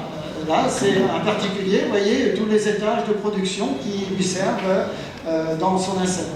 Et les fagots peuvent aussi servir à des clôtures, à des enclos. Il y a plein d'autres usages pour le fagot que celui d'énergie. Ici, c'est Jean-Claude et Hélène Braconnier, ils sont dans les Deux-Sèvres. Ils sont les acteurs d'un film qui a été fait sur le bocage. Et c'est extraordinaire parce qu'ils ont vraiment l'amour de l'arbre, l'amour de leur paysage de bocage. C'est-à-dire qu'ils ont l'amour de le pays. Ils n'ont pas qu'une idée en tête, fuir la campagne, mais au contraire d'y vivre heureux. Et puis il existe aussi des sieurs ambulants qui permettent de valoriser ces arbres, parce que si vous les renouvelez, vous pouvez aussi les valoriser en grume. On peut faire du bois précieux, au point qu'il y a même des entreprises qui se spécialisent pour aller piller ces arbres. On pille les forêts tropicales de bois précieux, sans se soucier du renouvellement de la ressource. C'est ça qui est dramatique. Et ici, c'est dans le Véron, en Touraine, où il y a 600 frênes qui ont été... trognes de frênes qui ont été éliminées comme ça en quelques semaines, en 3 semaines, sans que personne ne lève le petit doigt, parce que certainement qu'il y avait des espèces protégées dans ces arbres, certainement qu'il y avait un plan de gestion à faire pour renouveler la ressource, mais rien de tout ça. Et c'est un paysage entier, un paysage culturel aussi qui disparaît en même temps. Voilà, ça c'est la modernité. Magnifique. On peut vivre sans doute heureux dans ce genre de paysage. Ça m'attire qu'à moitié. Ça, c'est dans le Gers, c'est près de chez vous. Hein. Là, c'est des milliers de tonnes qui partent dans les rivières et dans l'océan. Alors, c'est le patrimoine de l'agriculteur qui fout le camp. Hein. Donc ça, c'est de la mauvaise gestion agricole. Hein. Si vous mettez des arbres, ça va peut-être se passer un peu différemment. Si vous cultivez autrement aussi. Et puis ça, il ne s'agit pas d'accuser que les agriculteurs. Ça, c'est dans nos lotissements. Hein. C'est magnifique. De la toile tissée, du béton, des arbres qui vont durer quelques années et encore, hein. Pas un seul arbre fruitier. Il ferait bien de venir au conservatoire pour en chercher quelques-uns, c'est un peu loin là. Et puis le bocage d'à côté, à 500 mètres, on a ça. Hein, c'est-à-dire qu'on a le savoir paysan qui n'est pas passé dans notre société. Hein, c'est un peu pour ça que je fais des conférences d'ailleurs. Et si on regarde bien par rapport à tout ce qu'on pourrait faire, au lieu de voir ces toiles tissées, ces clôtures de grillage, enfin ces panneaux qu'on voit partout, eh bien finalement avec l'arbre on peut faire tout ça. Hein, et en même temps on crée de la biodiversité avec les cavités. Alors cette évolution du paysage elle m'a un petit peu marqué, puisque moi je suis né, faut pas dire dans les trognes, ça serait faire une injure à ma mère, mais très vite j'y suis allé, d'autant que souvent elles sont creuses. Hein. C'est à la fois le phallus et c'est à la fois la trogne, c'est beaucoup de choses hein, symboliquement, mais on ne va pas rentrer dans ce genre de considération. Et ça m'a donné l'idée de faire un projet de jardin au Festival international de Chaumont-sur-Loire, où j'ai transporté 27 trognes du bocage de ma commune, Boursay, transportées en Spire-Morque à Chaumont, et où elles ont été mises en scène autour d'un jardin qui raconte l'histoire du paysage, voilà le dessin du jardin, avec tous les tenants et les aboutissants. Et les trognes, j'ai voulu qu'elles reviennent au pays. Le jardin de Chaumont a duré 2 ans, il a été vu par plus de 300 000 visiteurs. Ça a permis d'assurer la suite. On les a fait revenir au pays, enfin je les ai fait revenir au pays, on s'en mal, et on a créé un chemin spécialement pour elles, on appelle le chemin des trognes, entre la maison botanique et le chemin botanique que j'avais créé en 1994.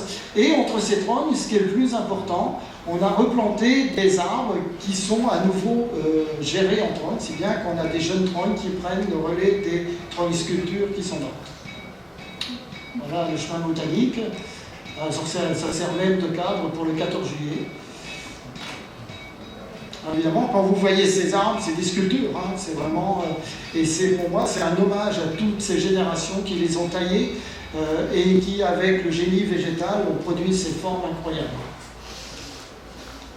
Et puis la maison botanique, c'est un lieu justement où on essaie d'assurer ces transmissions auprès des enfants, auprès des adultes, avec tous les ans des stages de formation au paysage. Vous irez voir sur le site internet, il y a des tas de choses.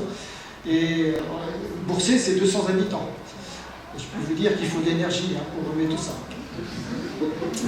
Alors on a même eu l'idée un peu folle de faire un colloque, le premier colloque européen sur les trognes en 2016, à 10 ans. Et ce sont 250 personnes qui sont venues, 24 conférenciers de 8 pays d'Europe. Et ça a été extraordinaire puisque ça a créé des liens de toutes parts, parce qu'il y avait des tas de gens qui commençaient à s'intéresser à ces arbres. Et aujourd'hui, il y a une espèce d'international des trognes, entre guillemets, qui fonctionne d'une manière un petit peu comme ça, informelle. Et il y a un projet de nouveau colloque qui se prépare tout doucement et qui se ferait au Pays Basque, donc plus près de chez vous.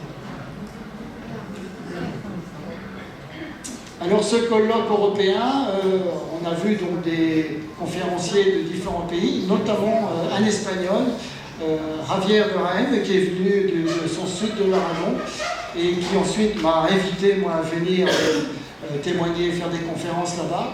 Et depuis qu'il est venu au colloque à Vendôme, il organise maintenant, depuis un certain nombre d'années, une fête des trognes de peuplier noir, Chopo Cabocero, et c'est un événement étonnant sur une journée, et à chaque fois dans un village différent. Et puis à force de parler de trogne, le mot qui avait un peu disparu du vocabulaire, il a été récupéré, et c'est très bien, et c'est bien qu'il y a au niveau des randonnées, il y a des chemins qui s'appellent de trogne en trogne. Dans le Marais Poitevin, vous voyez que c'est l'image du frêne tétard qu'on met en valeur d'un point de vue touristique. Donc c'est un élément aussi d'identité du paysage et qui est en prise. Et puis des expos sur les trognes, des interventions, y compris auprès de certains groupes pas toujours recommandables, comme Vinci, où j'ai fait une exposition sur les trognes sur une aire d'autoroute où j'avais fait des animations durant l'été. Et où j'ai transplanté des trognes parce qu'il y en avait dans le bocage d'à côté, et l'idée c'était que les touristes qui s'arrêtaient et qui avec une idée en tête, allaient se mettre les pieds dans l'eau, et bien qu'en traversant les paysages, ils comprennent qu'ils venaient dessiner les trognes, qu'ils comprennent que le paysage qu'ils traversaient, c'était pas n'importe quoi, c'est-à-dire que derrière il y avait des hommes et des femmes. Et puis bien sûr, quand on s'intéresse à ces arbres, on s'intéresse à tous leurs aspects, et notamment les noms qu'on leur donne selon les régions. Alors je lance un appel à la salle, parce que vous voyez qu'il y a quand même des régions où ça manque un petit peu encore.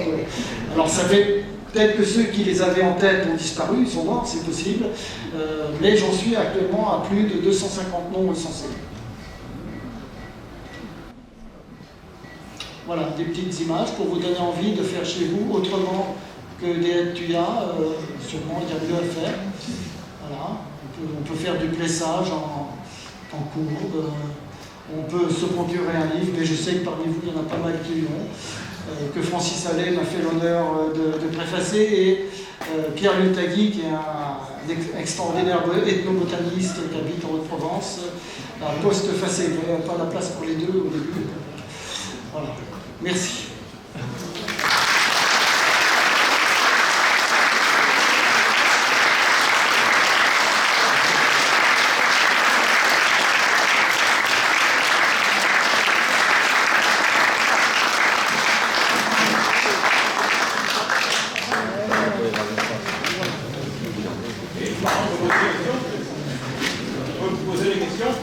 Je sais pas. Certainement. Je voulais savoir le plessage, à quelle période de l'année ça se faisait? Ça se faisait, comme tous ces travaux agricoles, généralement en période hivernale. La première raison, c'est quand vous faites de la haie en plein été, je peux vous dire que vous avez la sueur qui coule sur le front. Non, mais pour l'arbre, c'est mieux, donc on fait ça en période hivernale.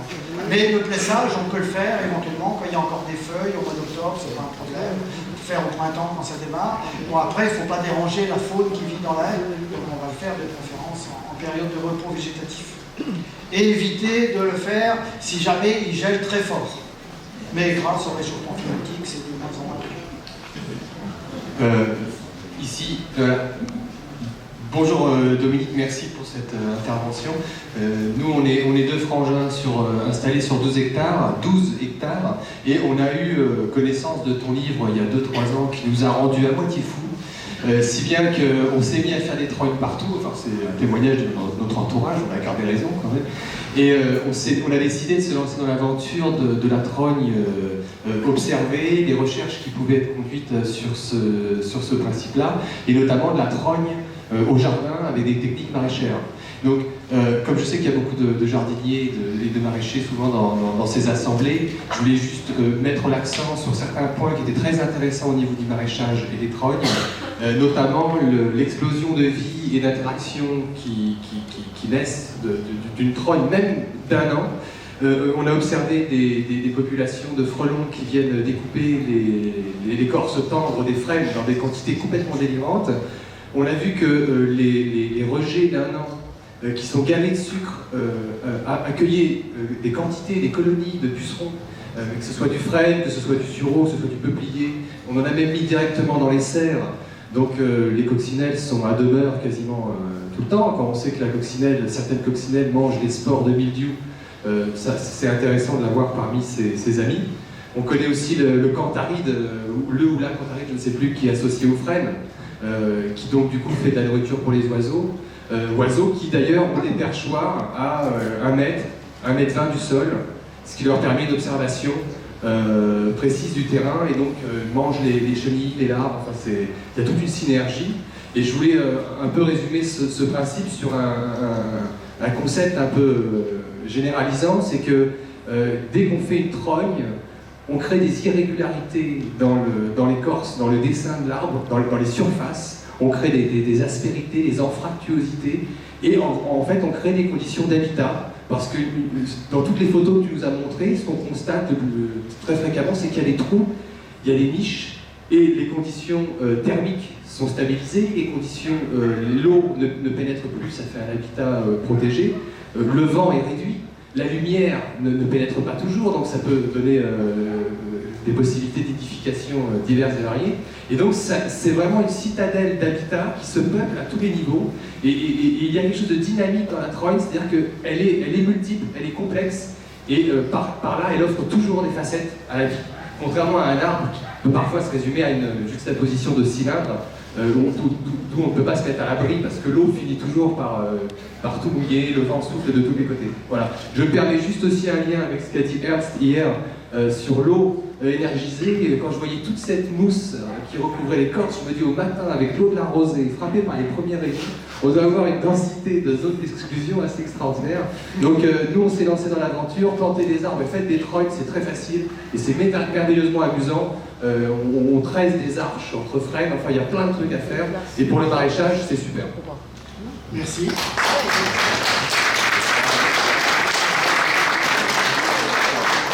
Je vois que vous êtes gravement atteint par le virus.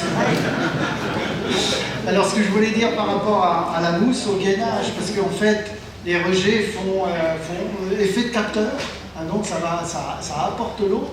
Et dans ces gainages de mousse qui peuvent être très épais, alors il y a plein d'invertébrés évidemment, et il y a aussi, je trouve, des nitroglycides. Alors le nitroglycide, il va prendre la mousse qui est là sur place et il va faire son nid à l'intérieur de la mousse elle-même. Donc c'est sur des arbres tout petits, quoi. En plus, il n'y a pas besoin d'arbres immenses. Oui. Monsieur Mention, merci. Mon témoignage aussi pour vous remercier. Nous vous avons rencontré à Chaumont-sur-Loire dans les années 80. Nous y allons tous les ans. Hein. D'accord. Voilà. Et ça nous a donné des idées. Nous avons la chance d'avoir un terrain assez important. Et nous avions acheté, c'était déjà paysagé par l'ancien propriétaire, nous avions des peupliers qu'on voulait arracher. Puis ces peupliers, mon mari a commencé à faire des trognes. Et puis ils ont suivi des sulfureurs. Et depuis, nous avons alors une multitude d'oiseaux. Nous avons un oiseau migrateur qui passe, nous avons la huppe, nous avons des hérissons, nous avons un tas d'animaux magnifiques. Et je peux vous assurer que les trognes, les restaurants de trognes ne seront pas arrachés. Merci.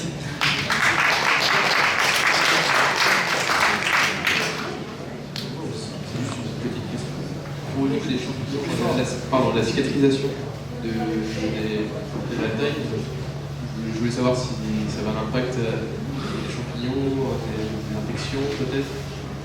Alors, hélas, si vous voulez, le problème de l'art paysan, c'est qu'il n'a jamais, jusqu'à il n'y a pas longtemps, puisque aujourd'hui l'INRA s'y intéresse, il n'a jamais vraiment intéressé la recherche. On s'est penché, je fais appel à Ernst qui est là pour qu'il stimule ses collègues, parce que c'était l'art paysan, si vous voulez, on l'a sans doute un peu négligé parce qu'il était loin des préoccupations des uns et des autres, donc on s'est intéressé à l'art forestier, à juste titre, hein, c'est intéressant de voir comment évolue la forêt, aussi avec le réchauffement climatique, mais l'art paysan, c'est quand même, les trognes dans notre pays, c'était des dizaines de millions de trognes, enfin on ne se rend pas compte de la quantité que ça représente, et de niches écologiques, et de ce qui se passe au niveau du sol, mais justement, au niveau du sol, on sait très peu de choses. On ne sait pas, Ernst, si tu veux prendre...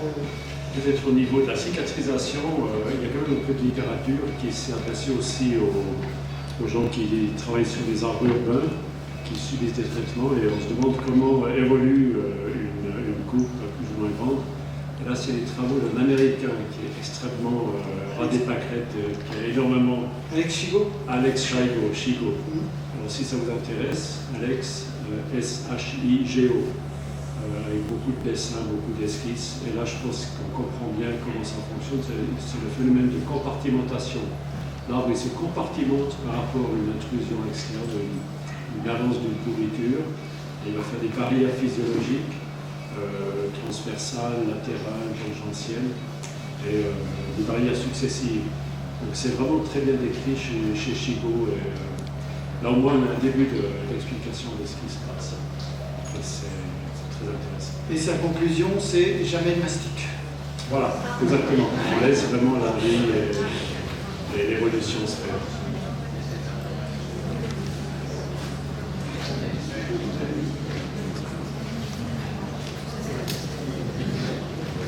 Ouais, point de vue qualité.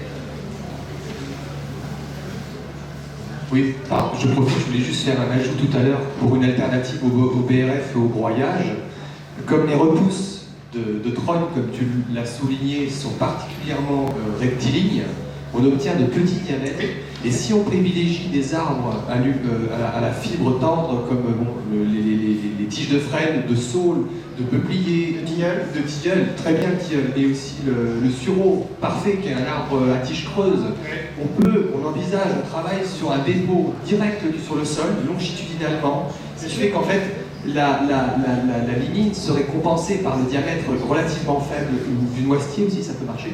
Et donc, ce qui est bien, c'est que ça pourrait vraiment rester entièrement manuel, c'est-à-dire se passer de la strate broyage, qui est quand même problématique au niveau de l'éthique et du carburant, et qui représente énormément d'énergie, et laisser, grâce au faible diamètre et à la nature du bois, la population autochtone microbiologique décomposer, faire de l'humus, qui est d'ailleurs réputé, l'humus de frêne, et de qualité tout à fait remarquable, entre autres. Donc ça, c'est un point qui est vachement intéressant avec les travaux. Oui, il faut militer pour le fagot. Voilà. Le fagot qu'on appelle la bourrée chez moi, la bourrée qui est une danse. Donc, vous voyez la conclusion qu'on a quand même. J'en profite d'avoir le micro pour dire que dans nos haies fruitières, lorsque l'on rabat les zones intercalaires entre les arbres fruitiers, maintenant on ne croit plus, effectivement, on pose les coupes directement sur le sol. Lorsque le sol est très riche en micro-organismes, et ça vient très vite, on n'a vraiment plus besoin de broyer, la dégradation va se faire toute seule, parfois un peu plus longue, parfois même pas. Et on a une vie intense, même une richesse floristique qui se met en bordure de la haie, c'est vraiment formidable. Il faut savoir, quand vous allez dans les campagnes où il y a encore une vie paysanne, les paysans, pour garder leur bois, ils le mettaient verticalement le long des arbres. Parce que c'est là que le bois se conserve le plus longtemps. Si vous voulez la dégradation rapide de votre bois, il faut le mettre à plat sur le sol. Voilà, là encore, c'est les pratiques qui nous apprennent ça, tout simplement de les observer.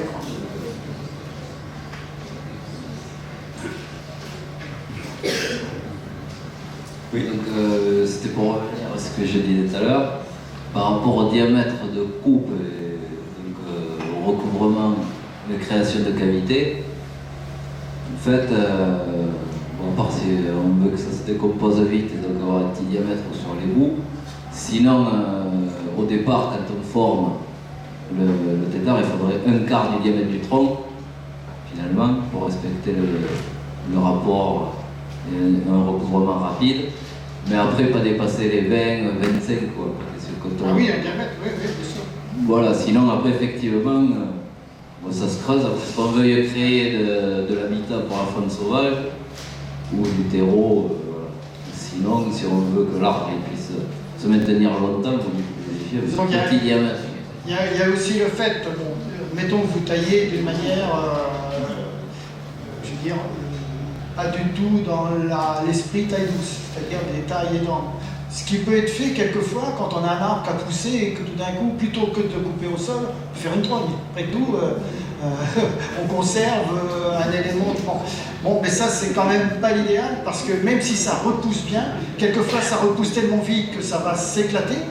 C'est-à-dire que les assises génératrices n'ont pas le temps de développer des masses de matière vivante suffisantes pour que l'arbre il se reforme finalement d'une manière efficace, tout simplement produire ses rejets.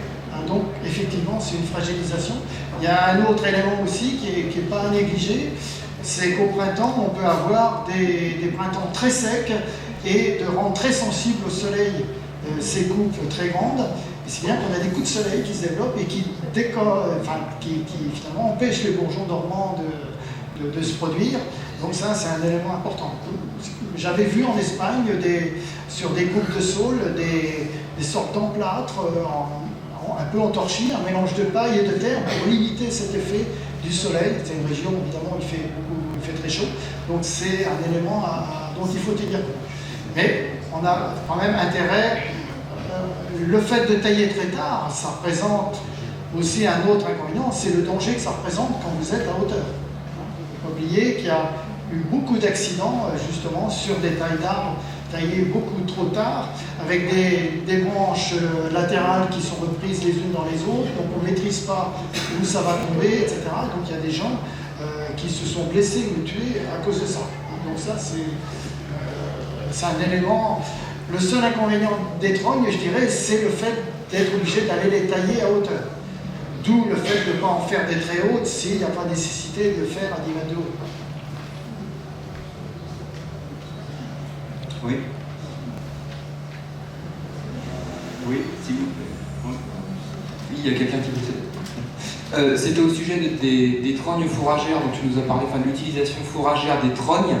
Je voulais savoir si tu avais connaissance au niveau des savoirs des anciens, sous quelle forme ils utilisaient les feuilles au moment où ils trognaient. Ils utilisaient les feuilles en sec qui étaient portées par les arbres qui étaient marcescents, ou ils utilisaient également les feuilles en frais pour le bétail, par exemple en fourrage d'hiver. Il y avait tous les niveaux d'usage. Par exemple, dans le Berry, j'ai un agriculteur qui me racontait qu'il taillait les ormes, quand il y avait encore des trognes d'ormes à cette époque-là, et il mettait des petits fagots qu'ils avaient taillés au sein de la bergerie, par exemple, alors que les pâtures, c'était pour les moutons. Dans les Hautes-Alpes, j'ai vu des agriculteurs qui, eux, faisaient des fagots très longs, à la fin de l'été, sur des trognes de peupliers, sur des trognes d'érable, sur des trognes bien sûr de frênes, et qu'ils mettaient à sécher et qu'ils mettaient après dans les râteliers ou dans les auges du bétail.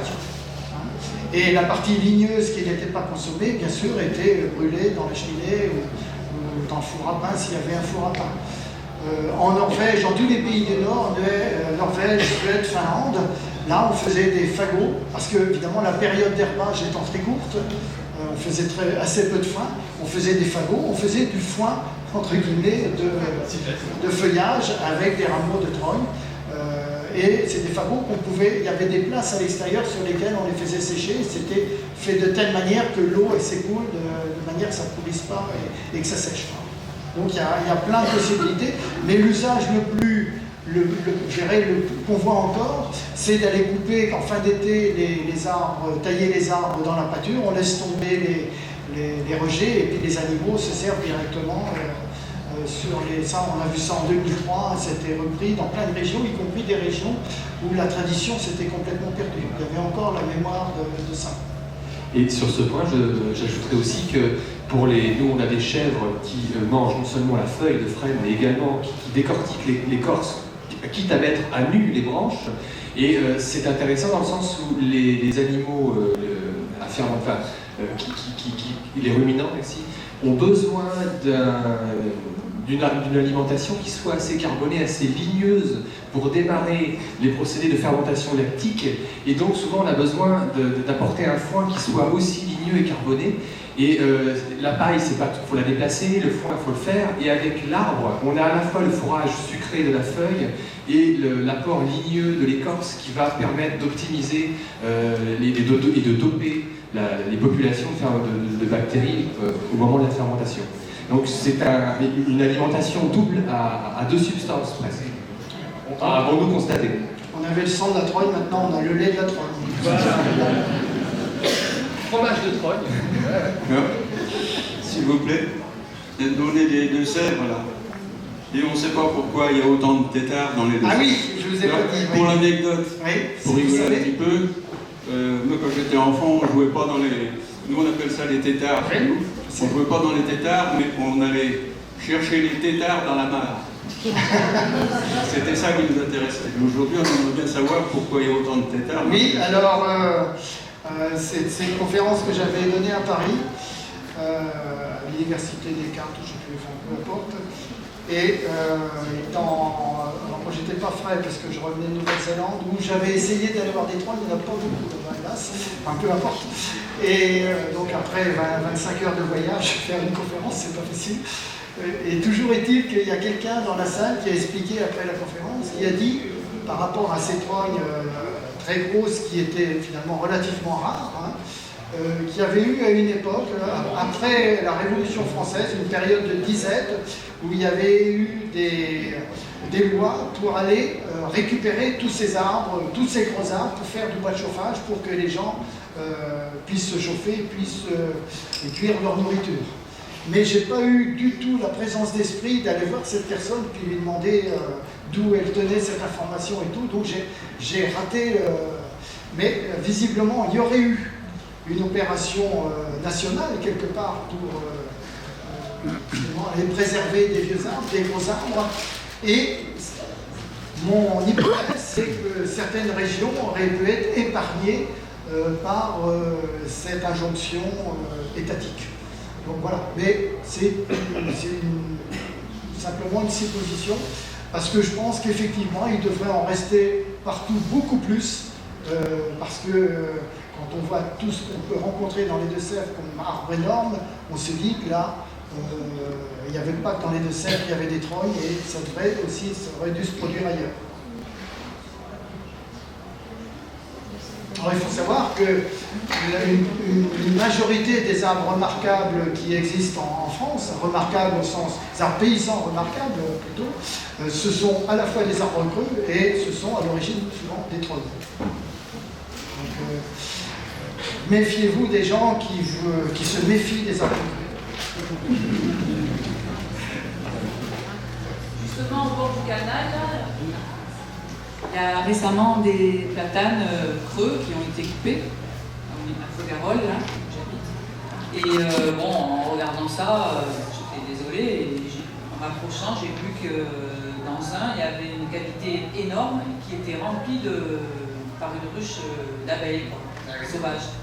Et donc, j'ai appelé des apiculteurs, il y en a un qui a bien voulu venir, et en fait, ça faisait plus de 2 mètres le trou à l'intérieur du platane. Le trou, il se trouvait presque à 7 mètres de hauteur par rapport au sol. Et une fois par terre, donc il a vu que la cavité faisait à peu près 2 mètres de hauteur. Et du coup, il a récupéré le tronçon, la ruche originelle, quoi. Il a emmené tout comme ça. D'accord. Et après, le morceau qui restait en bas, on s'est rendu compte qu'il y avait tout un tas une vie immense là-dedans. Il y avait plusieurs kilos de fientes de chauve-souris. Il y avait aussi ce que vous avez montré, les larves, la grosse comme le doigt. Il y en avait une bonne dizaine.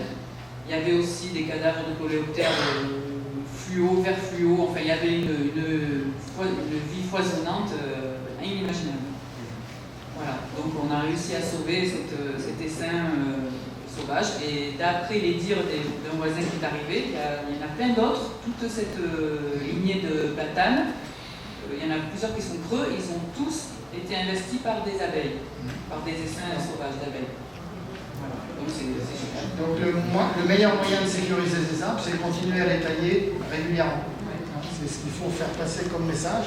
Parce que surveiller d'ailleurs, il y a certaines villes, comme la ville de Nantes, qui installent des troncs morts verticalement pour la biodiversité. C'est-à-dire que dans les villes, et souvent les plus grandes villes, il y a une sensibilité parfois plus grande, pour justement créer de la biodiversité, justement toutes les étapes de décomposition, de transformation de l'arbre. Parce que quand on est que dans une seule génération, c'est là où c'est dramatique, parce qu'il n'y a plus, c'est de la monoculture qui limite la biodiversité. Bien, ben nous allons remercier Dominique Mention pour son intervention.